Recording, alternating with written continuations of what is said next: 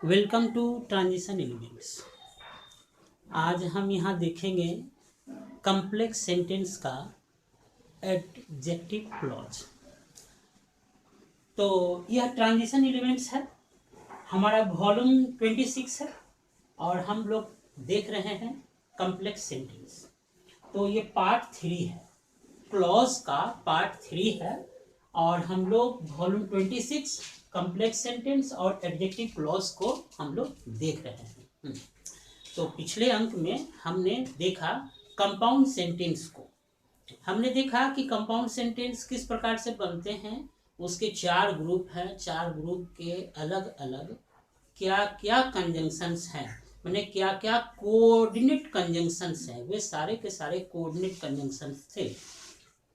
इस बार इस अंक में हम लोग सबऑर्डिनेट क्लॉज को पढ़ रहे हैं। और सबऑर्डिनेट क्लॉज पिछले अंक में हमने बताया कि आपका 3 प्रकार का है। उसमें पहला दूसरा की बात नहीं है, हम लोग एडजेक्टिव क्लॉज को देख रहे हैं। तो अब हम यहाँ देखेंगे कम्प्लेक्स सेंटेंस सब ऑर्डिनेट कंजंक्शन से बनते हैं। इसका अर्थ है कि जो कम्प्लेक्स सेंटेंस हम लोग बनाते हैं उसमें 2 वाक्यों को जोड़ने के लिए हम लोग इस्तेमाल करते हैं सब ऑर्डिनेट कंजंक्शंस का। ये कंजंक्शन 3 प्रकार के हैं। ये कंजंक्शन जो है सबऑर्डिनेट क्लॉज के जो कंजंक्शन हैं ये 3 तरह के हैं और 3 तरह के कंजंक्शंस 3 तरह के क्लॉज बनाने में मदद करते हैं। आज हम एडजेक्टिव क्लॉज को सीखेंगे। ये जो आज मैं लिख कर रखा हूँ कि आज हम एडजेक्टिव क्लॉज को सीखेंगे, ताकि जब आप वीडियो देखेंगे, जब आप महसूस करेंगे या समझेंगे कि एडजेक्टिव क्लॉज को हम लोग देख रहे हैं, ताकि आप मिस इंटरप्रेट ना कर सकें। तो एडजेक्टिव क्लॉज के कंजंक्शंस हैं। क्या क्या कंजंक्शंस हैं? रिलेटिव एडवर्ब के रूप में व्हाट, वेयर, हाउ, व्हेन और व्हाट। रिलेटिव प्रोनाउन के रूप में व्हिच, whom, who, whose और that। तो इन सभी कंजंक्शंस के जगह पर मैं हिंदी में लिखा हूँ, ताकि इनके हिंदी के मीनिंग भी आपको क्या हो, आपको समझ में आए और आप समझ सकें, अच्छी तरह से समझ सकें। तो यह जो एडजेक्टिव क्लॉज है इसको हम लोग हिंदी में विशेषण उपवाक्य कहते हैं। विशेषण उपवाक्य कहते हैं इसको, एडजेक्टिव क्लॉज को। तो ये जो एडजेक्टिव क्लॉज हम लोग लिखेंगे, इस एडजेक्टिव क्लॉज को लिखने का जो तरीका है वह 2 तरीके से आती है। पहला प्रिंसिपल क्लॉज, पीसी का मतलब प्रिंसिपल क्लॉज है और एससी का मतलब सब ऑर्डिनेट क्लॉज है। तो प्रिंसिपल क्लॉज के बाद में सब ऑर्डिनेट क्लॉज लिखेंगे, अथवा पीसी उसके बाद एससी मैंने सब ऑर्डिनेट क्लॉज फिर पीसी लिखेंगे। इसे मैं फॉर्मेट का नाम दिया हूँ, फॉर्मेट ऑफ एडजेक्टिव क्लॉज।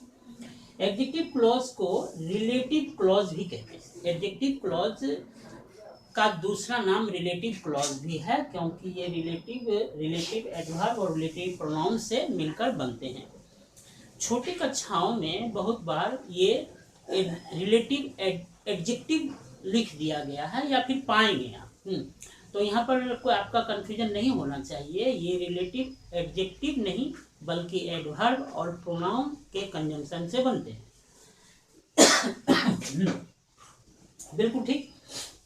तो यहाँ पीसी या प्रिंसिपल क्लॉज को हिंदी में प्रधान या मुख्य उपवाक्य कहेंगे, में किसी नाउन को डिस्क्राइब करता है। एडजेक्टिव क्लॉज का काम है एडजेक्टिव के तरह से काम करना। यह जो आपका प्रिंसिपल क्लॉज है, पीसी है, पीसी में कोई एक नाउन है, वह नाउन ही होगा। प्रोनाउन 99.99% में नहीं है, वह नाउन ही रहता है। तो इस नाउन को डिस्क्राइब करने के लिए एक वाक्य का सब्जेक्ट, वर्ब, ऑब्जेक्ट के रूप में और उसके आगे में कंजंक्शन होना ही जरूरी है। ये एडजेक्टिव क्लॉज फंक्शन करता है, मतलब नाउन को डिस्क्राइब करता है।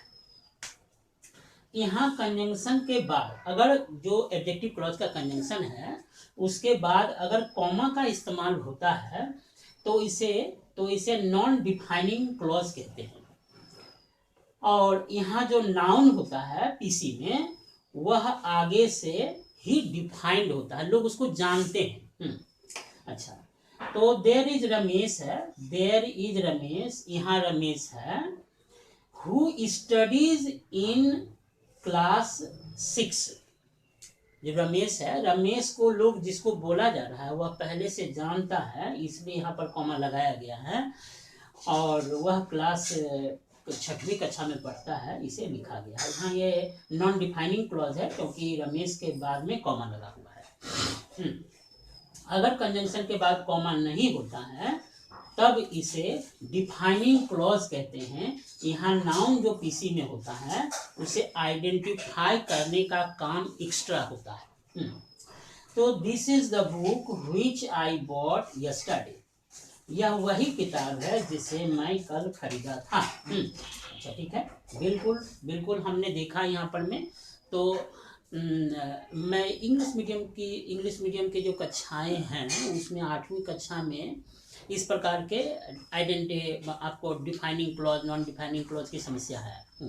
तो मैं इसको संक्षेप में बोलने का प्रयास किया हूँ। अब हम देखेंगे कि यह जो फॉर्मेट है एडजेक्टिव क्लॉज का वह कैसे होता है, वह वाक्य में लिखने में किस रूप से लिखते हैं, इसको हम लोग देखेंगे। यहाँ हम देखते हैं कि दिस इज द मेन, ये दिस इज द मेन जो कि है यहाँ तक का जो वाक्य है वह पीसी है, ये वाक्य पीसी है, माने प्रिंसिपल क्लॉज है। प्रिंसिपल क्लॉज में जो मेन जो आपको वर्ड है, ये इस मेन को who draws a good picture जो है यह क्वालिफाई कर रहा है या फिर डिस्क्राइब कर रहा है। देखिए एडजेक्टिव क्लॉज की एक खास बात यह है कि वह जिस वर्ड को क्वालिफाई करेगा ठीक उसी के बाद ही एडजेक्टिव क्लॉज होना चाहिए। अन्य अगर वर्ड के बाद होगा तो एडजेक्टिव क्लॉज मिस इंटरप्रेट होगा और वह एडजेक्टिव क्लॉज होगा ही नहीं, मतलब भूल होगा। तो हम यहाँ पर में पीसी है, पहले पीसी है फिर एससी लिखा हूँ, इसलिए ये स्ट्रक्चर जो कि है, ये फॉर्मेट जो कि है पीसी प्लस एससी में है। दूसरी बात, हम दूसरा सेकंड सेंटेंस को देखते हैं कि ये जो the place where he lives, the place where he lives is unknown. यहाँ पर में द प्लेस और इज अननोन पीसी है, प्रिंसिपल क्लॉज है, मतलब प्रिंसिपल क्लॉज के दो टुकड़े हैं। ये सेकंड पार्ट से है, प्रिंसिपल क्लॉज के दो टुकड़े हैं और एससी बीच में है। Where he lives जो कि है एससी है। आप जरा देखिए कि ये वाक्य जो है, इस वाक्य को अगर इस प्रकार से अगर लिखते तो कैसे लिखते। इस वाक्य को अगर लिखते जैसे कि the place is unknown, the place is unknown. अब यहाँ पर मैं वेयर ही लिव्स, ये वेयर ही लिव्स अगर ऐसे करके अगर लिखते हैं तब यह जो वाक्य है यह स्ट्रक्चर हुआ पीसी का, पीसी प्लस एससी, इसका स्ट्रक्चर में है ये।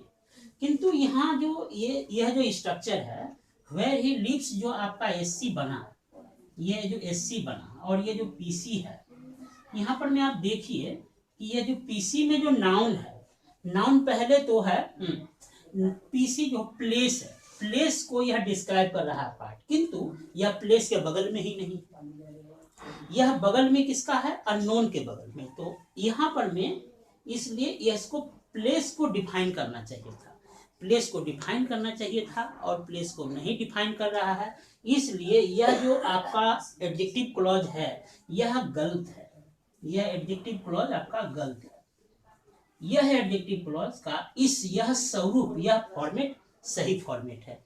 इस प्रकार हमने आज देखा कि इस 626 वॉल्यूम में कि कॉम्प्लेक्स सेंटेंस का मैं पहला पार्ट दिया हूँ, एडजेक्टिव क्लॉज को कैसे बनाते हैं, और मुझे आशा है कि आप लोग इसके अवश्य समझे होंगे।